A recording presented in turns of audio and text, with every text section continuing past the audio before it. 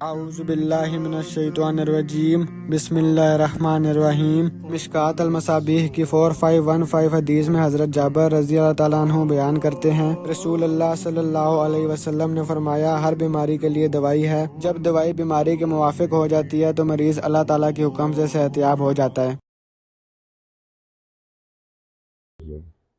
ویسے بھی کہتے ہیں مطلب پانی کھانے سے پہلے ہاں، کھانے سے پہلے جتنا مرضی پئیں، نہیں درمیان میں نہیں، پہلے جتنا مرضی پئیں۔ دیکھیں سمپل سی بات ہے، فرض کیا آپ نے 8 بجے ناشتہ کیا، 10:30 بجے پہلا گھونٹ پانی کا پینا ہے آپ نے، اس کے بعد اگلے کھانے تک جتنا مرضی پیتے رہنا پانی، تو پانی کم پینے کا مرضی۔ جب اگلا کھانا کھا لیں نا، فرض کیا آپ 2 بجے کھا لیتے ہیں، پھر 4:30 بجے تک 2.5 گھنٹے رک جائیں، پھر اگلے کھانے تک جتنا مرضی پانی پیتے رہیں، ٹھیک ہے۔ پھر جب رات کو آپ نے کھانا کھا لیا، فرض کیا ہم نے 9 بجے کھایا ہے، تو پھر 2.5 گھنٹے آپ نے رک جانا ہے۔ 11:30 کے بعد اگر جاگ رہے ہیں تو پی لیں، نہیں جاگ رہے بندہ سوئے ہوئے ٹائم گزر کرتا ہے، بس یہ 2.5 گھنٹے کا وقفہ کھانے کے بعد چاہیے۔ یہ جو ڈاکٹر صاحب ایکسرسائز لگاتے ہیں، اس سے پہلے ناشتہ کرنا چاہیے، بعد میں کرنا چاہیے، کچھ کھانا چاہیے؟ وہ وجہ اس میں ہوتا ہے نا کہ ایکسرسائز کس مقصد کے لیے لگا رہے ہیں، مطلب جسم کے لیے لگا رہے ہیں، جسم بنانے کے لیے لگا رہے ہیں۔ اس میں بہتر یہ ہوتا ہے طریقہ کہ اتنا سا کچھ نا زود ہضم چیز، جیسے ایک سیب کھا لیں، ایک سیب کھا کے پھر ایکسرسائز کریں۔ اس کا فائدہ یہ ہوتا ہے کہ اس سیب کی جو طاقت ہوتی ہے نا، جب آپ باڈی بلڈنگ کرتے ہیں یا ایکسرسائز کرتے ہیں نا، تو اس میں طاقت لگتی ہے نا، ہماری کیلریز ضائع ہوتی ہیں، تو وہ جو آپ نے کھایا ہوا ہوگا نا، پھر وہ ضائع ہوگا، آپ کی باڈی میں سے کچھ نہیں نکلے گا، وہ کھایا ہوا وہ ہضم ہوتا رہے گا، کیلریز بنتی جائیں گی، ساتھ ساتھ کیلریز ضائع ہوتی رہیں گی۔ اگر خالی پیٹ ایکسرسائز کریں گے تو پھر وہ آپ کے جسم کی جو کیلریز ہیں وہ ضائع ہوں گی، وہ پھر جسم بہت اچھا بنے گا نہیں، بلکہ سمارٹ ہوتے جائیں گے۔ اور اگر مسلز بنانے ہیں تو اس کے لیے پھر یہ بہتر ہوتا ہے کہ کچھ کھا کے ایکسرسائز لگائیں، یعنی تھوڑا کھا کے، زیادہ کھا کے ایکسرسائز نہیں ہو سکتی۔ ہاں، کوئی سیب کھا لیا یا آدھا پاؤ دہی کھا لیں، اگر مسلز بنانے ہیں نا تو پھر آدھا پاؤ دہی کھا کے ایکسرسائز کیا کریں، آدھا پاؤ صرف دہی کھا کے بندہ ایکسرسائز شروع کر دے۔ تو اس میں دہی میں وے پروٹین ہوتی ہے نا، تو وے پروٹین جو ہے وہ مسلز بنانے کے لیے ہوتی ہے، ٹھیک ہے۔ یہاں 20,000 30,000 کے ڈبے بکتے ہیں وے پروٹین کے، یہ انہوں نے بھی رکھے ہوتے ہیں، یہ جو کلب شلب ہوتے ہیں باڈی بلڈنگ کے، لیکن ان میں شکوک ہوتے ہیں نا، پتہ نہیں صحیح ہے نہیں صحیح ہے۔ ہاں، وے پروٹین بنتی ہے دہی کے پانی سے، دہی کا جو پانی ہوتا ہے نا وہی وے پروٹین ہوتا ہے، اس کو پھر مختلف طریقوں سے خشک کیا ہوا ہوتا ہے، کوئی پاؤڈر فارم میں، کوئی گولیوں کی فارم میں کر لیا، خشک کر کے آپ چاہے اس کا کیپسول بنا لیں، چاہے گولی بنا لیں، چاہے پاؤڈر بنا لیں، تو آپ سیدھا سیدھا نیچرل دہی استعمال کریں، دہی میں اس کا پانی بھی آئے گا۔ ہاں، کوشش کریں دہی میں پانی تھوڑا زیادہ ہو، دہی کے پانی وے پروٹین میں اور ہوتا ہی کچھ نہیں، صرف دہی کا پانی وے پروٹین کہلاتا ہے، بس وہی آپ 30,000 کا ڈبہ خرید رہے ہوتے ہیں تو آپ دہی خریدیں۔ اچھا، یہ وزن کس چیز سے کم ہوتا ہے؟ ہر چیز سے کم ہو جاتا ہے، وزن کا تعلق کیلریز کے ساتھ ہے۔ ہاں، مردوں میں چاہیے 1600 کیلریز اپنے جسم کو یا اپنے وزن کو قائم رکھنے کے لیے، ٹھیک ہے۔ کیلریز کیسے چیک کرتے ہیں؟ نیٹ پہ جائیں گے نا، گوگل پہ، تو وہاں لکھیں چائے کی کیلریز کتنی ہوتی ہیں، روٹی کی کتنی ہوتی ہیں، گلاب جامن کی کتنی ہے، سیب کی کتنی ہے، ہاں وہ آپ ساری گوگل پہ چیک کر سکتے ہیں۔ عموماً ایک روٹی جو ہم گھروں میں پکاتے ہیں نا، جو پھلکا ہوتا ہے، اس میں 100 کیلریز ہوتی ہیں، جو تندور کی روٹی ہے نا وہ 150 کیلریز ہوتی ہیں تندور کی روٹی میں، ہاں وہ تھوڑی سی بڑی ہوتی ہے۔ چائے ایک پیالی ہوتی ہے نا نارمل، اس میں 100 کیلریز ہوتی ہیں۔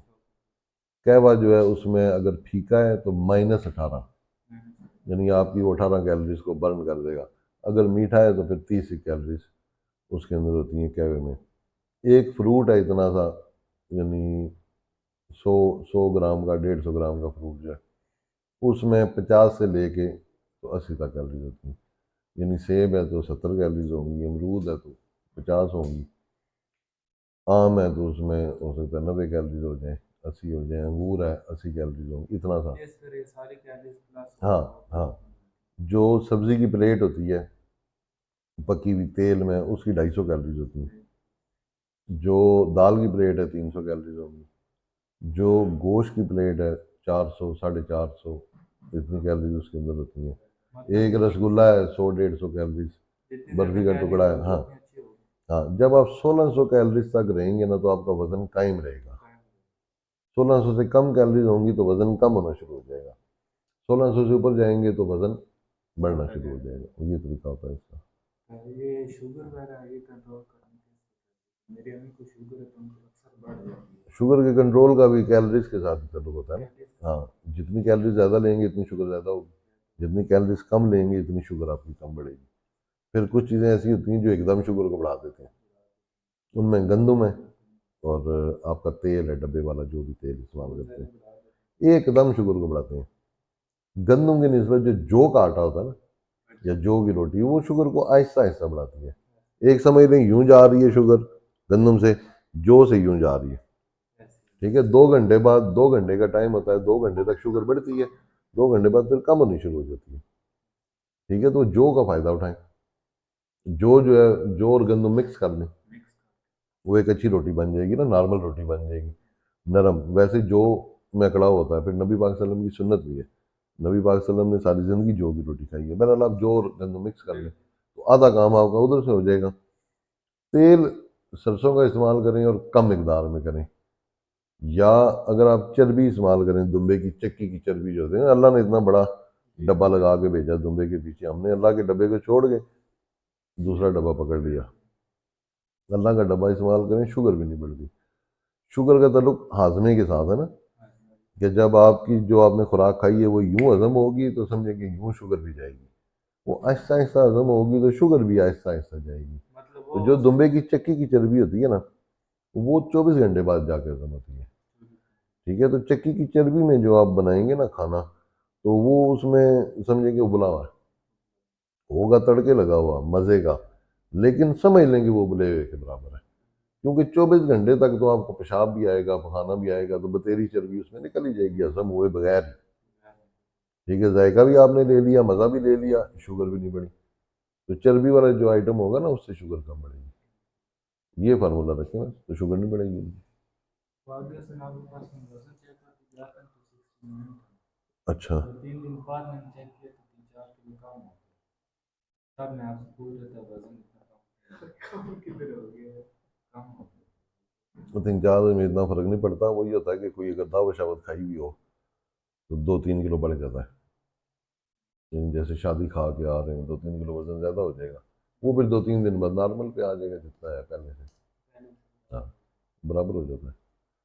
وہ یا کوئی جیکٹیں پہنی ہوئی ہوں، سویٹریں پہنی ہوئی ہوں تو وزن زیادہ ہی آئے گا نا، اس کے بغیر کریں گے تو کم ہو جائے گا۔ پھر مشینوں کا فرق ہوتا ہے، 2 2.5 kg کا مشین میں بھی فرق ہوتا ہے، کارپیٹ پہ رکھیں اور وزن آئے گا، ٹائل پہ رکھیں گے اور وزن ہوگا، عام فرش پہ، ماربل پہ، لکڑی کا فرش ہے، ان سب چیزوں میں فرق آئے گا۔